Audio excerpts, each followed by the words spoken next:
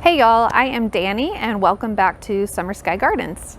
So in today's video, I'm gonna take you through raised bed gardening. So we're gonna talk about what is a raised bed, why do you wanna use raised beds in your garden, what are some different things you need to think about when determining, where to put your raised bed and how you wanna go on getting it established. I'll take you through and give you a little tour on some of my raised garden areas. And if you have any questions, be sure and comment below or shoot me a message. As always, if you like this video, give it a thumbs up. Make sure that you subscribe to my channel so you don't miss out on anything new. Today, we are going to talk about raised beds, kind of what you see behind me. We're gonna go through what exactly is a raised bed, what are the benefits in using a raised bed for your garden, kind of some basics on how to get a bed set up in your area and what you want to think about. So when you look at what is a raised bed, it's really anything that you're growing plants in where the soil sits on top of your ground. So if you live in a suburban neighborhood and you have those big landscaping beds around your house, that can be considered a raised bed. If you're planting in rows where you're growing crops along, your backyard, that can be a raised bed. Or more traditionally, you have an enclosed structure that sits on top of the ground. So like for instance, behind me in my garden, I have these galvanized metal raised beds and they sit on top of the soil. And what typically happens in a raised bed is the bottom communicates with the ground, so it's open, as opposed to container gardening where you have a pot or some kind of planter that has an enclosed bottom with holes for drainage. These big bed areas, the whole bottom is open to the ground, and that's to allow water to go through, that's to allow plants to grow through if they want. So that's basically what is a raised bed. Now, what are the benefits to using raised beds in your garden? There's a lot of different ones. Probably the main one that people use raised beds for is because it gives you maximum control over the growing conditions. Namely, the soil is probably the most important. Soil is probably the most important in gardening in general, but especially in raised beds, you have full control over what you're putting in that bed. So a lot of us live in areas where our natural soil in our ground is not conducive to growing. You might live somewhere where you have a ton of sand and it drains water very quickly. It's really hard for the microbiology to flourish there, and so it can be really difficult to grow plants. Or if you're like me, your soil is very clay heavy, and soil that's very clay heavy is not gonna drain very well, and it's also hard for microorganisms to thrive there. So with using a raised bed, you can put in whatever soil you want, whatever amendments you want, any kind of minerals or fertilizers, and make it, perfect for what you're wanting to grow. So that's probably the main reason why people use raised beds. Now, another reason could be for ergonomics. You don't want to be, bending over all the time, having to squat on the ground. Over time, that can get really tiring. Maybe you have a physical limitation where you're not able to do that. So with raised beds, you can build them up as high as you want. I mean, they can be chest high, they can be waist high, so that you can stand and garden. Maybe you can sit in a chair, or if you're in a wheelchair and you're sitting, you can have a raised bed right there at your level. Even these ones like I have, which are a foot off the ground, I'm able to sit in my little stool and slightly bend over and plant and do some things I need to do, and it really doesn't physically hurt me as much as if I was having to get down on the ground. So that's a second reason why a lot of people use raised beds. A third reason is probably just that it looks beautiful. And when you're doing raised beds, you have a lot of control over where you put everything, how you want to design it. There's so many different ways you can do raised beds and how you can design your garden. So you can make it look really, really beautiful. If you want something that's very like modern with clean lines, very formal or traditional, or you can go for something very whimsical and cottagey where everything kind of interflows. You can add in trellises and arches.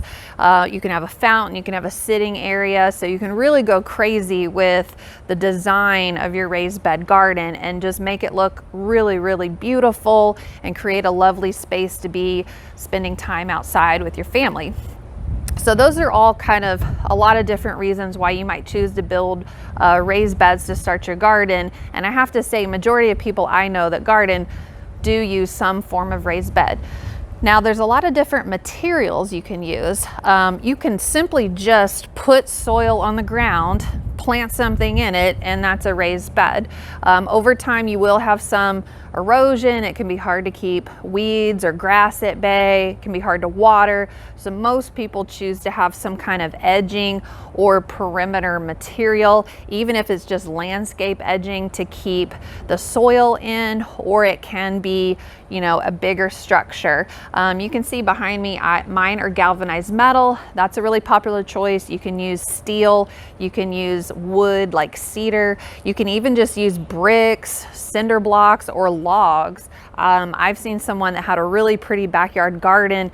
It was very fairy looking, and all of her beds were using just logs that she had acquired out in the forest, and it looked really pretty. So you can go with something really expensive, you can do masonry stone, or you can go with something really cheap and affordable. It really just depends on what look you're going for, what you're growing, you know, and how you want everything to, you know, work together. When you're thinking about where you're going to put your raised bed, there's several different things you want to consider. No matter what you're growing, most of the time you're going to need a fair amount of sunlight.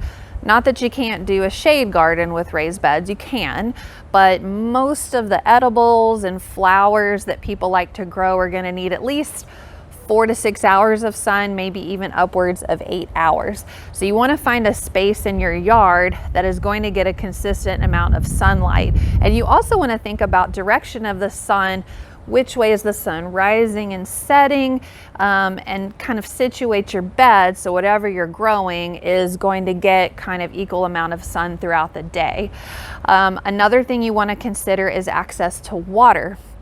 If you are just going to be hand watering, you don't want your garden to be way out in the back of the yard where you're having to walk over with a watering can maybe daily during the summer, and it's really far. That's going to get really tiring really quickly. Believe me, I've done that. So you want to have it maybe a closer proximity to water. If you have a well and you're using that, if you have a rainwater system, or maybe consider putting in some kind of drip irrigation or using your sprinkler system.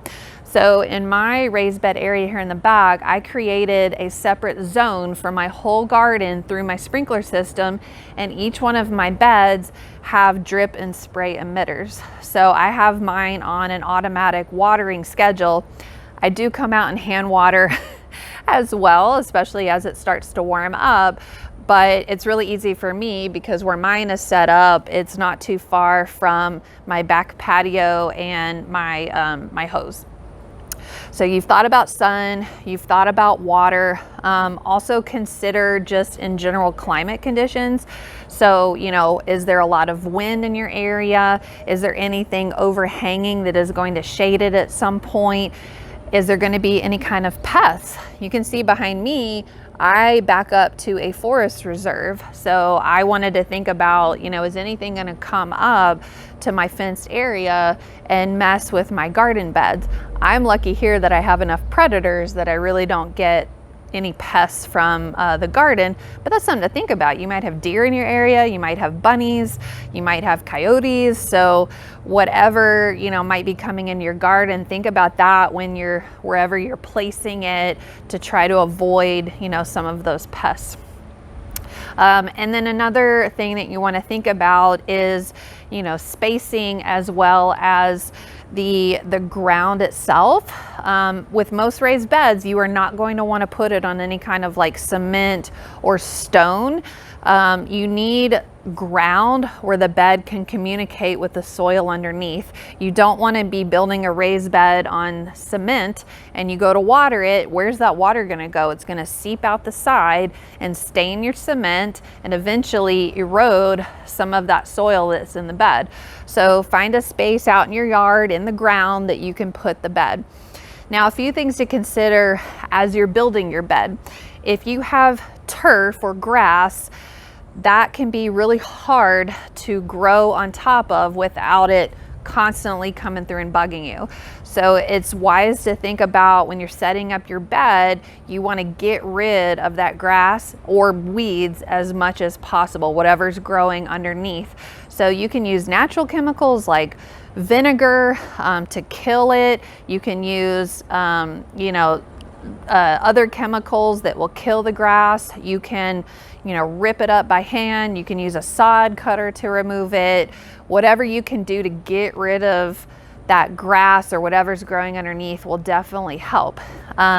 Once you do that, it's also helpful to lay some kind of weed barrier down. Now that can be something as simple as like newspaper or cardboard, or some type of landscape fabric, and then you're building your bed on top. And from there, it just kind of depends, like I said, on your materials and how you want everything to look. But you want to get started, with a good foundation. You want to make sure that the ground is as level as you can get it. I've gardened in areas that were not, like, they were a little bit off level and it wasn't the end of the world, but it can affect the water. It can affect how the soil moves and how things grow. So if you can really get that ground level before you put your bed down, then that's going to really help you in the long run. So you have all the reasons why to use a raised bed. We've talked about, ways to do it. What can you grow in a raised bed?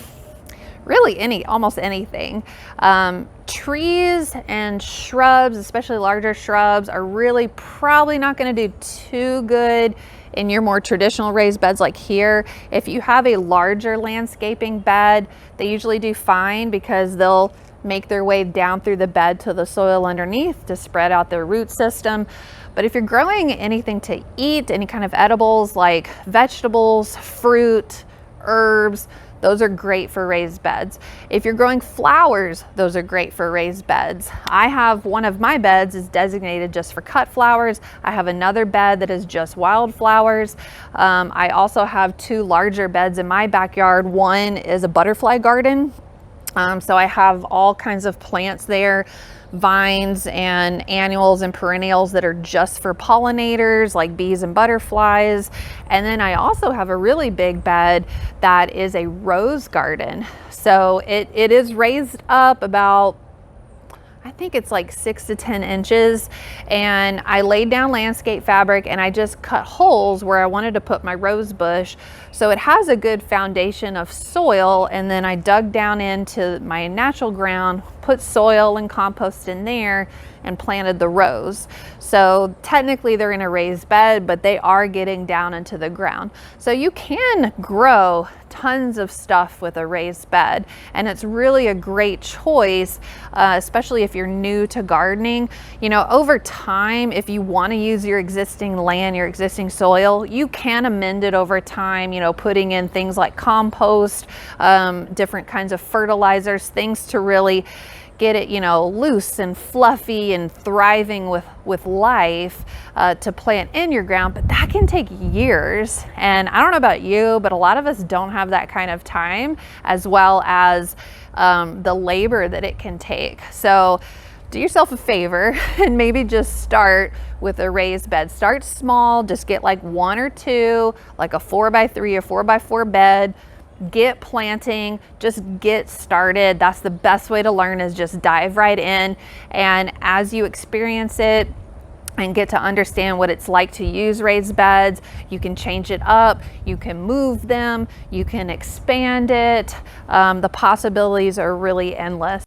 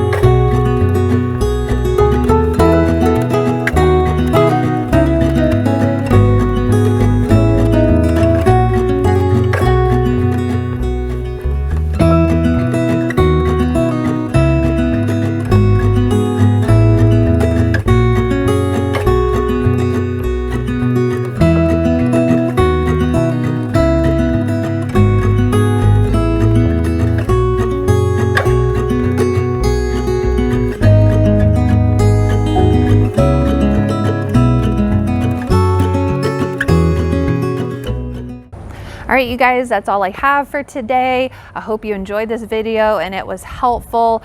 I've got to get back to the gardening and planting. I am making all my tomato teepees today, which if you want to know how to grow, how to build a tomato teepee for your tomato garden, be sure you check out the video I have linked below. But thanks for tuning in, and I will see you next time.